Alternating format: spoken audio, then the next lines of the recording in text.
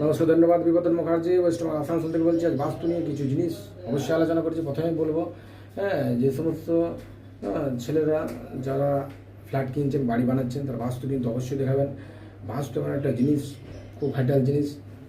সুতরাং বাস্তুর আপনি বাড়ি যেটা আছে হয়তো না বুঝে শুনে কিনলেন, কেনার পরে কিন্তু আপনি বাস্তুতে যেটা গৃহশান্তি করলেন, এই করলেন, হবন করলেন, নিয়ে ইন করলেন। ইন করার পরে কিন্তু বাস্তু যতক্ষণ না প্রবলেম আমরা সলভ হয়, আপনি হবন করুন, যা যোগ্য যাই করুন, কিন্তু কোনো মতে সমস্যা কিন্তু সমাধান হবে না।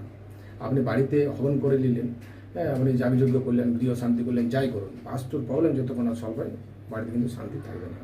আপনার বাস্তু যদি অসুবিধা হয়, তাহলে কিন্তু হবন শান্তি করেও কোনো লাভ নেই। সুতরাং বাস্তু একটা ইম্পর্টেন্ট জিনিস। আপনি যেটা আছে, আপনাকে বিরিয়ানি খেতে ভালোবাসেন, এবারে বিরিয়ানি যদি আপনাকে ল্যাট্রিন বাথরুমে বসে খেতে বলি, তাহলে খেতে পারবেন কি? পারবেন না। সেরকম প্রত্যেকটা বাস্তু এক একটা দিক আছে, এক একটা জায়গা আছে। সুতরাং কোন দিকে কী রাখতে হবে না রাখতে হবে, এটা খুব ভাইটাল জিনিস।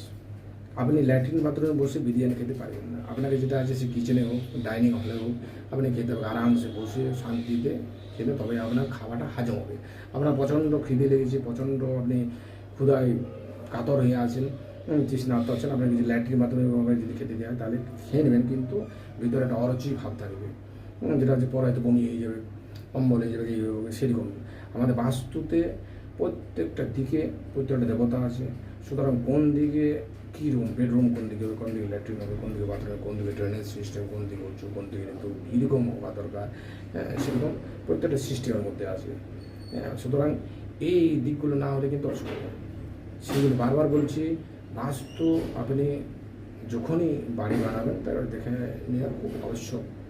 বাস্তুর প্রবলেম যদি হয়ে যাবেন, সলভ করতে হবে, সলভ যতক্ষণ না হবন আপনি এই করুন, ওই করুন, হবন যে কিছু করলেন, কিন্তু বাস্তু যতক্ষণ না জায়গাগুলো ঠিকঠাক হচ্ছে, ততক্ষণ কিন্তু শান্তি নেই। সুতরাং আমার যেটা আছে, নাম্বার দেওয়া আছে, যোগাযোগ অবশ্যই করতে পারেন। সকাল দিকে আপনি ফাঁকা পাবেন, ফোন অবশ্যই কিন্তু করতে হবে। নমস্কার, ধন্যবাদ।